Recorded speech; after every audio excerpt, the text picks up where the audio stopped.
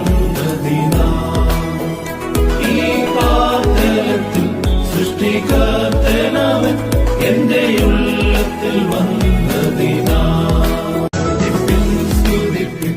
എന്നും സ്തുതിച്ചിടുവിൻ യേശുരാജാതിരാജാവിനെ